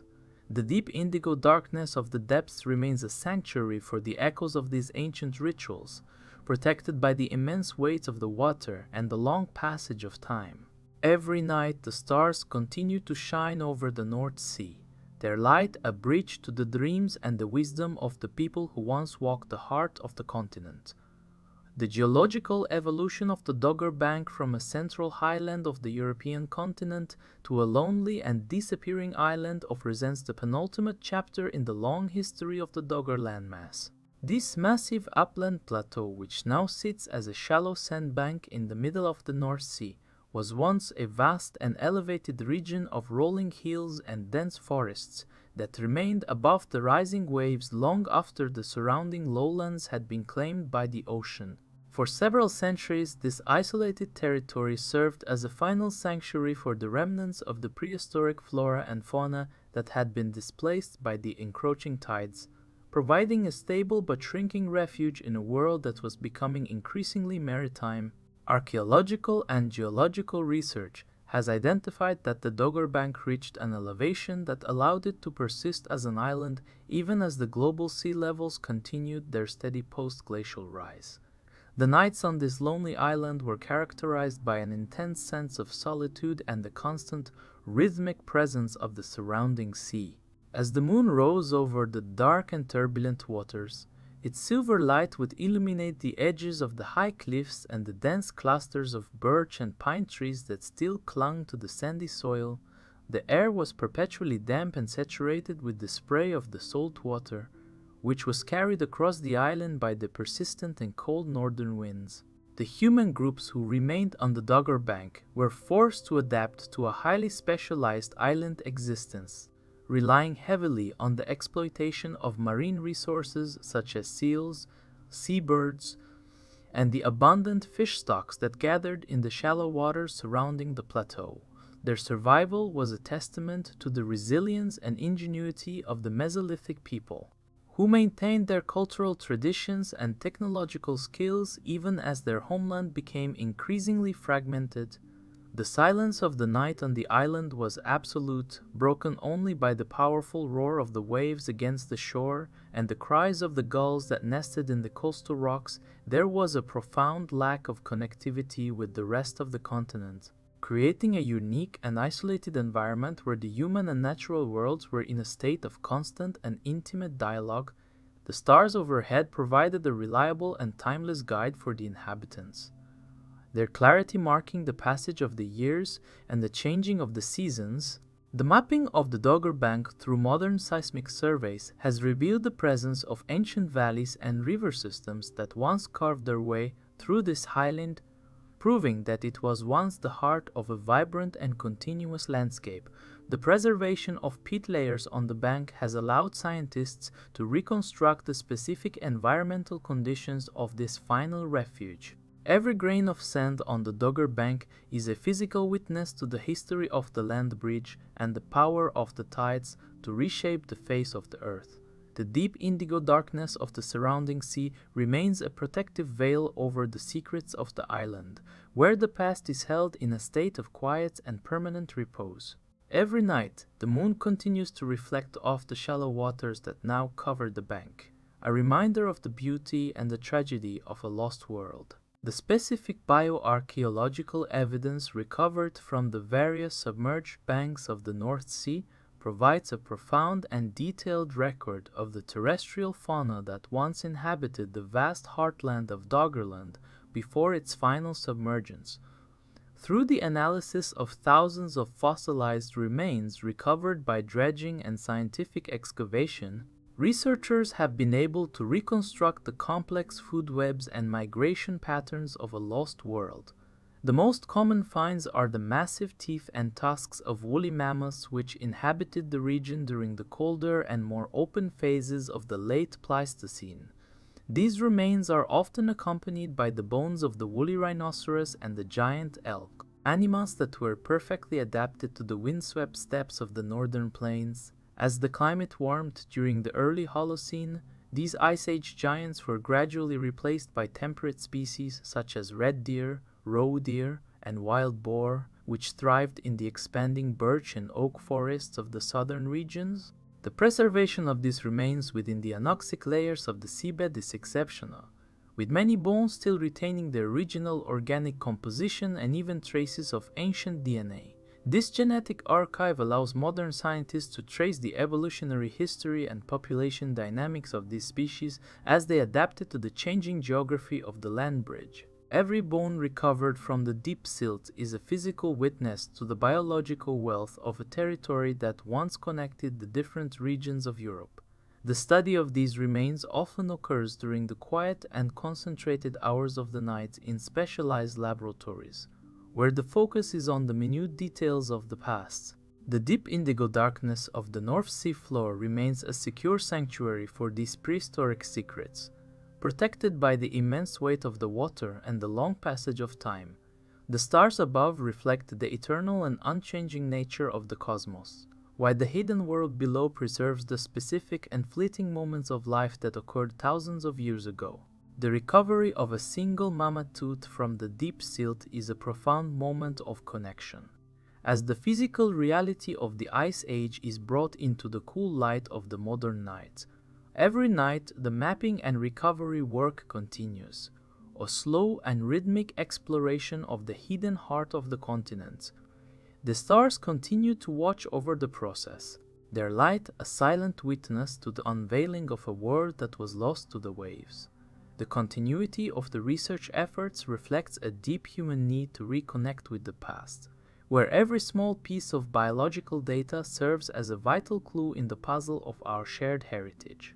The stillness of the modern ocean is not an empty void, but is instead a dense and rich repository of information about the physical reality of the prehistoric world, simply waiting for the patient inquiry of the modern age to reveal its deep and hidden truths. The chemical and physical stability of the seabed ensured that the history of the land bridge would remain intact for future generations to study and understand. Every pulse of the tide is a rhythmic echo of a history that is written in the sediment. The rhythmic cycles of the seasons across the vast and undulating landscapes of Doggerland dictated the very essence of existence for every living being that inhabited the heart of the prehistoric European continent. These transitions were marked by subtle yet profound changes in the atmospheric pressure, the humidity of the air, and the specific color of the light that filtered through the expansive birch and oak forests. During the early spring, as the last of the winter frost began to melt into the nutrient-rich soil, the land bridge would awaken in a state of quiet and productive vitality. The numerous river systems like the ancient Rhine and Thames would swell with glacial meltwater, their currents carrying the lifeblood of the continent toward the distant deltas and estuaries. For the human groups living in this environment, the seasons provided a reliable and sacred calendar for their movements, timing their arrival at specific foraging grounds with the flowering of hazel trees or the migration of red deer herds. The nights during these seasonal shifts were periods of intense natural beauty and absolute stillness, where the only sound was the gentle rustle of emerging leaves or the distant call of a wading bird in the marshlands. As the moon rose over the low-lying plains, its silver light would illuminate the vast networks of waterways that crisscrossed the territory, creating a monochromatic world of deep blue and charcoal where the boundaries between the land and the sky were blurred by a persistent ground mist. This mist acted as a natural muffler, further enhancing the silence of the night and providing a sense of immense scale and solitude. The atmospheric conditions were often dominated by a high degree of moisture, creating a sensory environment that was both heavy and serene. The scent of damp earth and fresh vegetation was a constant companion for the nocturnal wanderers, providing a physical connection to the biological wealth of the land within the deep interior of the forests. The thick canopy of trees provided a sheltered environment where the temperature remained stable and the air was still. Here the light of the stars would struggle to reach the forest floor, creating small pools of silver and indigo in the clearings where the moss grew thick and soft. The human perception of these cycles was deeply rooted in a sense of participation rather than observation, as every aspect of their survival was synchronized with the pulse of the planet.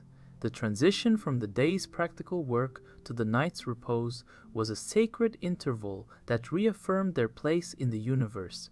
As the seafarers and hunters rested in their shelters, the sound of the wind in the high branches served as a constant reminder of the immense scale of the geography they inhabited.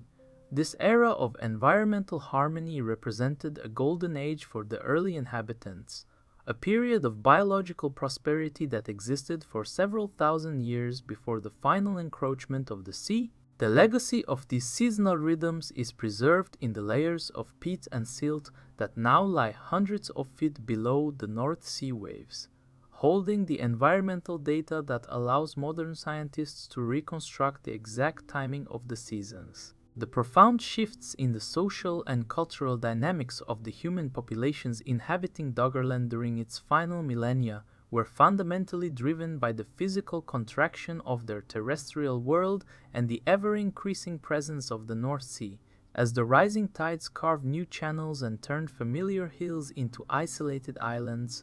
The early Mesolithic groups were forced to redefine their notions of territory, community, and connectivity. The previous reliance on large-scale land migrations following the great herds was gradually replaced by a more localized and specialized way of life centered around the productive estuaries and coastal lagoons. This transition favored the development of highly adaptable social networks that could maintain cultural exchange across widening bodies of water using the increasingly vital technology of the dugout canoe. The shared identity of these groups, often referred to as the Maglemosian culture, is evident in the remarkable similarity of their stone tools and bone artifacts found across the modern coastlines of Britain, Scandinavia, and the Netherlands. Every night on the shrinking islands of the Doggerland archipelago, the human presence was characterized by a resilient and dignified calm, where the community would gather in their temporary shelters to rest and share the collective wisdom of their ancestors. The silence of the prehistoric night was a constant reminder of the immense scale of the geography they inhabited, a world where the boundaries between the land and the sea were in a state of perpetual flux. As the moon rose over the dark and turbulent waters, its silver light would illuminate the small campsites located on the higher sand dunes, highlighting the organic textures of the hide-covered huts and the damp earth of the surrounding clearings. The atmosphere was one of absolute natural order and profound peace, and the human heartbeat was synchronized with the slow pulse of the tides and the rotating heavens. There was no sense of catastrophe, but rather a continuous process of adaptation to a changing environment that had been occurring for generations. The spiritual life of these people remained deeply integrated with the physical reality of their surroundings, where every element of the natural world, from the ancient oak forests to the new saltwater marshes, was seen as possessing its own significance and place. The stars overhead provided a reliable and timeless guide for their nocturnal movements, their clarity marking the passage of the years and the changing of the seasons with a mathematical precision. The mapping of these social networks through modern archaeological research has revealed a complex tapestry of trade and interaction that spanned the entire land bridge, proving that the inhabitants were not isolated survivors but were part of a vibrant and connected European heartland. The preservation of their artifacts in the anoxic layers of the seabed has allowed researchers to reconstruct the specific ways in which they navigated their world, from the construction of seaworthy canoes to the creation of intricate fishing equipment. The recovery of a single fragment of worked bone or a discarded flint core represents a profound moment of scientific rediscovery. As the physical reality of the Mesolithic experience is brought into the cool light of the modern night, the majestic river systems of the ancient North Sea basin, particularly the combined and powerful flow of the ancestral Rhine and Thames, served as the life-giving arteries of the Doggerland heartland. These vast and intricate waterways were not merely passive geographical features, but were dynamic and shifting conduits of life that defined the ecological and cultural rhythms of the entire land bridge, originating from the distant mountains of Central Europe and the highlands of what is now Britain. These rivers wound their way across the expansive and fertile plains in a series of complex and meandering channels. Their banks were lined with thick and lush stands of willow, alder, and birch trees that provided a sheltered and productive environment for a myriad of species. During the height of the summer months, the waters were clear and slow-moving, carrying the mineral-rich silt that would eventually settle into the deep and stable peat bogs of the central deltas. The nights on the banks of these ancient rivers were periods of profound peace and natural beauty, where the only sound was the soft and rhythmic lap of the water against the muddy shores or the occasional splash of a large fish rising to the surface. As the moon rose over the low-lying horizons of the river valleys, its silver light would be reflected in the still and dark surface of the deep pools, creating a mirror image of the brilliant and unpolluted starry sky that stretched above. The atmosphere was often heavy with the scent of damp vegetation and the cool, earthy fragrance of the riverbed, providing a physical and sensory connection to the biological wealth of the land. For the human groups living in these valleys, the rivers were absolutely essential for survival, providing a steady and reliable source of fresh water, transportation routes, and the wealth of aquatic resources like salmon, trout, and eels. They navigated these waters using their dugout canoes with a level of skill that reflected generations of intimate familiarity with the currents and the seasonal changes. The silence of the prehistoric night allowed for a deep and meditative connection with the natural world, where the human heartbeat was synchronized with the slow pulse of the river flow. There was no sense of the future catastrophe, only the enduring presence of the river and the steady movement of the heavens. The preservation of these river systems in the geological record of the North Sea floor has allowed modern researchers to map their exact path with remarkable precision, using seismic reflection technology to see through the opaque layers of marine sediment. These maps reveal a landscape that was once as vibrant and connected as any modern river valley, proving that Doggerland was a unified heartland linked by these shared waters. The legacy of the Rhine-Thames system is written in the deep gravels and the buried channels that now lie beneath the salt water, a narrative of continuity and biological prosperity that lasted for many millennia.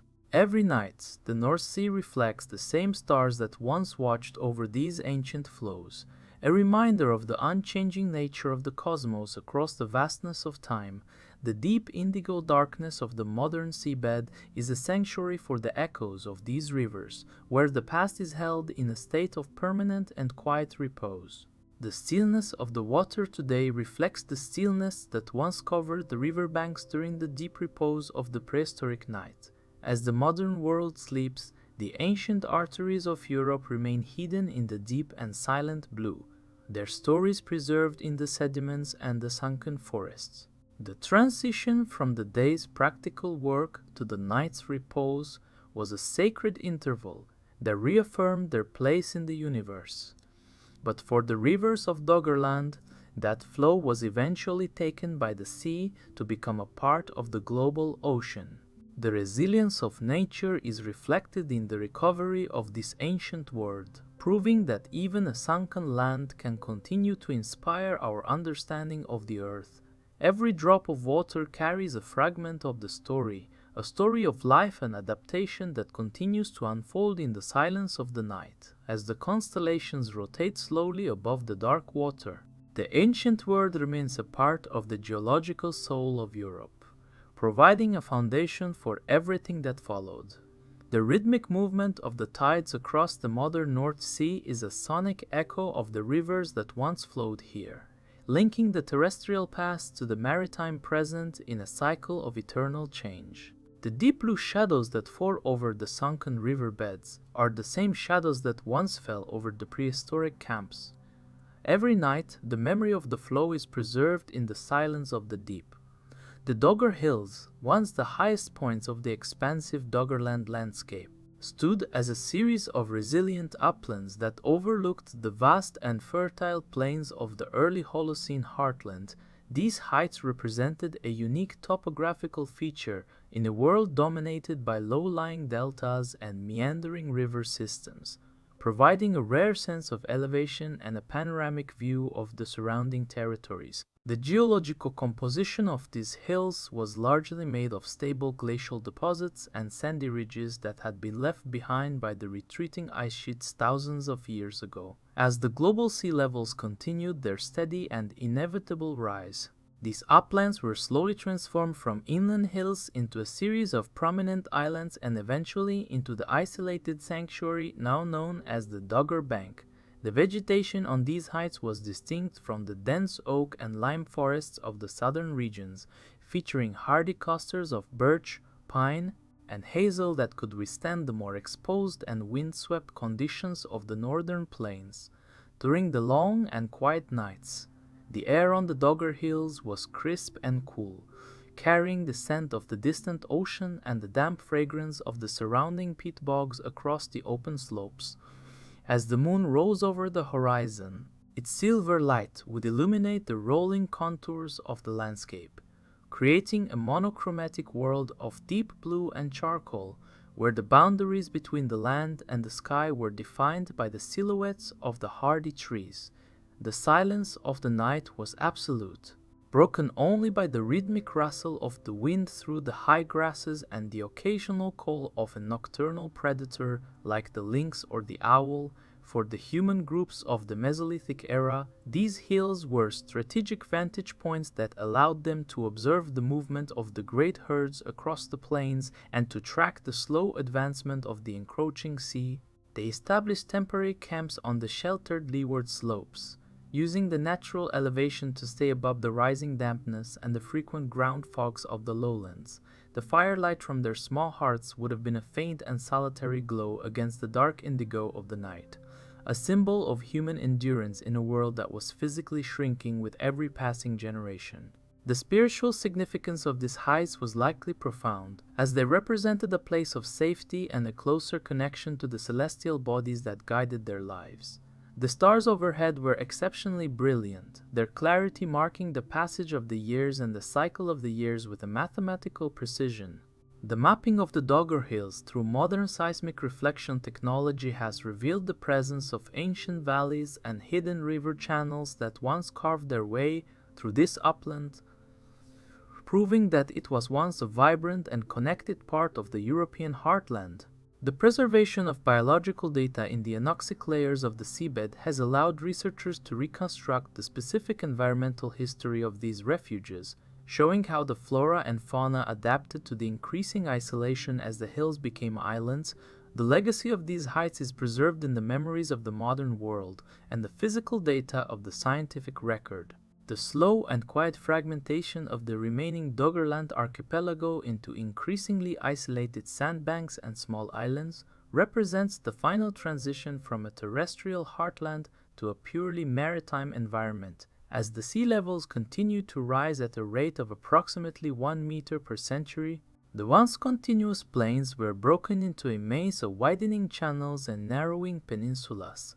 Every generation of the final inhabitants witnessed the subtle but persistent retreat of the shoreline, a process that was both relentless and almost imperceptible in the daily rhythm of life. The ancient paths that had connected the diverse regions of the land bridge were gradually severed by the saltwater, forcing the remaining groups to rely entirely on their maritime skills and the use of dugout canoes to maintain their social and cultural links.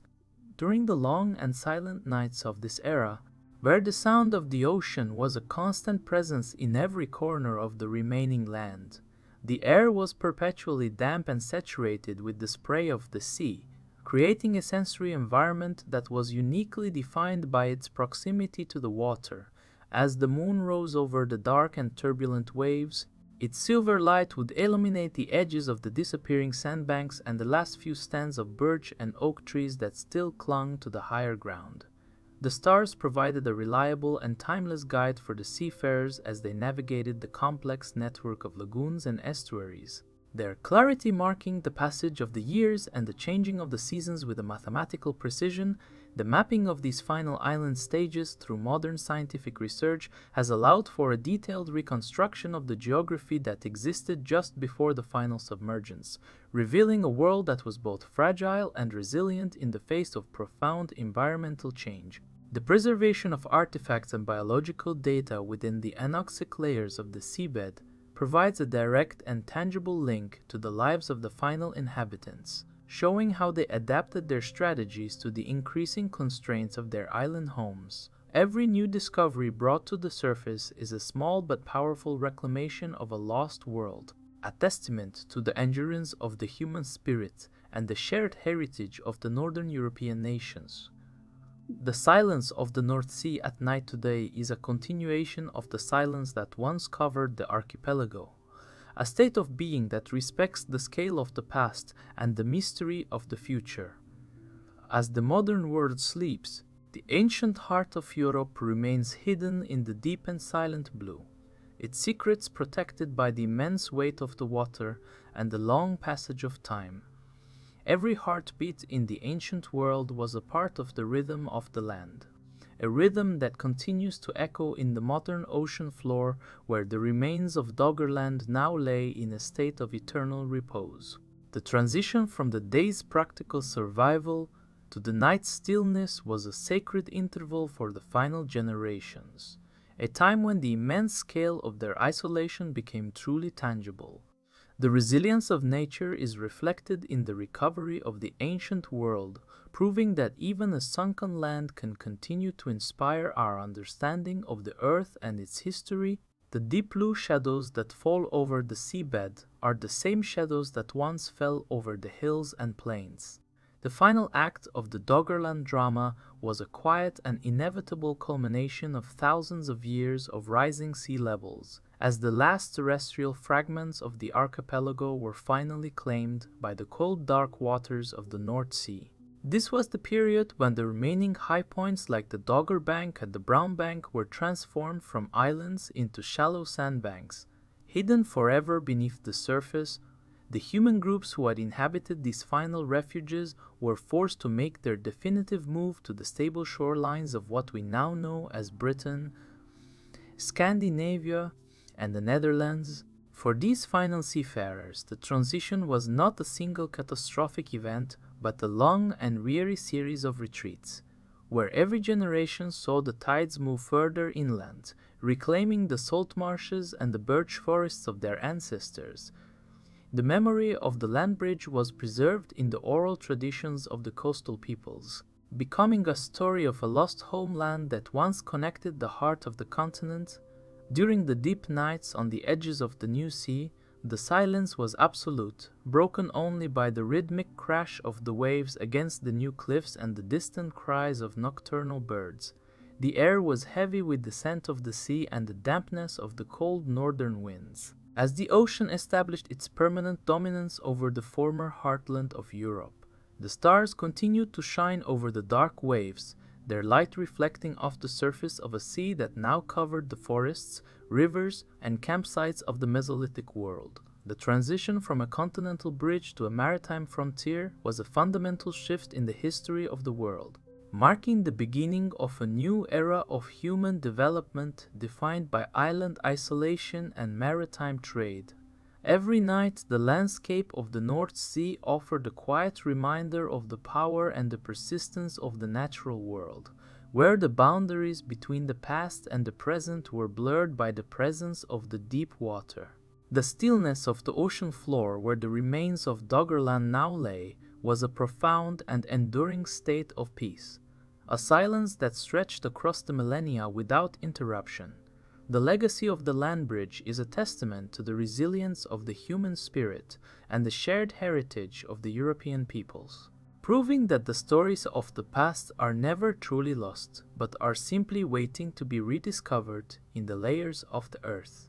Every heartbeat in the ancient world was a drum in the vast cathedral of the wild, and the sea now holds the echoes of those beats in its deep and silent blue. The mapping of this final inundation through modern seismic surveys has provided a detailed and vivid record of the final moments of the land bridge, showing how the geography was transformed beyond recognition in a matter of centuries. The preservation of biological data in the anoxic layers of the seabed is a critical component of the scientific archive, holding the DNA of the ancient forests and artifacts of the early inhabitants in a protective embrace. Every discovery brought to the surface is a small but powerful victory over the oblivion of the sea. The concept of Doggerland as a ghost continent residing in the silent depths of the North Sea has become a powerful symbol of the transformative power of the earth and the transient nature of human geography. This sunken territory, which once functioned as the vibrant heart of the European continent, is now an immense submarine archive, holding the secrets of the post-glacial world in a state of perfect and lightless preservation. The deep silt and the anoxic mud of the seabed have created a sanctuary where the past is not merely remembered but is physically present, essentially frozen in time beneath hundreds of feet of salt water. The transition from a living landscape to a geological strata was the final and most enduring phase of the story of the land bridge, where the terrestrial reality of the ancestors was finally translated into the language of the submarine. During the absolute silence of the modern nights on the North Sea, the surface remains a vast and dark mirror to the stars, while the world below exists in a state of eternal and quiet repose. The rhythmic cycle of the tides continues to move over the buried forests and the sunken river beds, a timeless clock marking the slow passage of geological eras that have reclaimed the wonders of the past. The mapping of this hidden continent through modern technology has allowed for a profound spiritual and scientific reconnection with the origins of the continent, showing that the British Isles and the mainland are linked by a shared history that is written in the earth itself. This ongoing project of scientific rediscovery is a testament to the persistent curiosity of the human mind and its desire to find meaning in the depths of the ocean. The recovery of ancient artifacts and environmental data from the seabed has provided a window into the resilience and adaptability of the early Europeans, proving that the stories of Doggerland are still legibly written in the sediments. Every grain of sand and every drop of water in the North Sea carries a fragment of this history, a story of growth, loss, and the eternal dance between the land and the sea. The deep indigo shadows that fall over the seabed today are the same shadows that once fell over the prehistoric valleys and hills, creating a sense of continuity that transcends the vastness of time. The legacy of Doggerland is a reminder of the fragility of the world we see and the immense power of the planet to reshape its own form. As the modern world sleeps, the ancient heart of Europe remains hidden in the deep and silent blue, its secrets protected by the weight of the sea and the long passage of time. This period of hidden history is a time of immense environmental stability, a long era of deposition and rest where the past and the present exist in a state of quiet and permanent balance. The stillness of the modern ocean floor reflects the stillness of the ancient world in a cycle that will continue for as long as the earth turns. The anoxic mud acts as a natural preservative, holding the DNA of the ancient forests and the artifacts of the early humans in a protective embrace. The silence of the seabed is a form of sanctuary, a place where the past can remain undisturbed. The transition from the day's activity to the night's repose remains a sacred interval for the planet. The enduring legacy of Doggerland remains a profound and silent testament to the immense power of the natural world and the constant state of flux that defines the geography of the European continent. As the modern world continues to evolve and change on the surface, the ancient heart of the land bridge exists in a state of permanent and lightless repose beneath the cold waves of the North Sea. This hidden world is not a place of tragedy, but a sanctuary of perfectly preserved history, where the stories of the Mesolithic ancestors are held in the protective embrace of the anoxic mud and the deep layers of peat. The mapping of this ghost continent through advanced scientific technology has allowed for a unique and spiritual reconnection with the origins of the land, proving that the physical reality of the past is never truly lost, but is simply waiting for the patient inquiry of the future. Every night, the surface of the North Sea remains a vast and dark mirror to the stars, reflecting the same constellations that once watched over the great herds of mammoths and the seasonal migrations of the early human groups.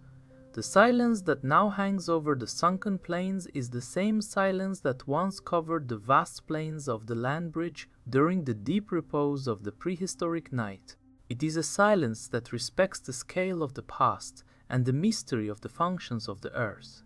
Every grain of sand and every drop of salt water carries a fragment of the story of Doggerland, a narrative of growth, loss, and the eternal dance between the land and the sea. The resilience of the ecosystem and the adaptability of the human spirit are reflected in the artifacts and the biological data recovered from the seabed, providing a direct and tangible link to a way of life that was perfectly integrated with the rhythms of the planet as the modern world sleeps. The ancient arteries of the Rhine and the Thames continue to exist as ghostly channels in the submarine topography, traces of a time when the heart of Europe was a unified and continuous territory. The deep indigo darkness of the depths remains a secure sanctuary for these prehistoric secrets, protected by the immense weight of the water and the long passage of geological time. This period of hidden history is a long era of deposition and rest, where the past and the present exist in a state of quiet and permanent balance. The stillness of the modern ocean floor reflects the stillness of the ancient world in a cycle that will continue for as long as the earth turns. The history of the land bridge is a reminder of the fragility of the world we see and the immense power of the planet to reshape its own form. Every heartbeat in the ancient world was a part of the rhythm of the land, a rhythm that continues to echo in the modern ocean. The transition from a terrestrial bridge to a maritime frontier was a fundamental shift that marked the beginning of a new era. But the memory of the land bridge persists in the very soul of the continent. The legacy of the land bridge is a testament to the shared heritage of the European peoples. The quiet work of the waves is a constant reminder of the patience of the natural world. As it slowly covers the remnants of the prehistoric world with layers of fine clay, ensuring that the archive remains secure, the finality of this process is a dignified end.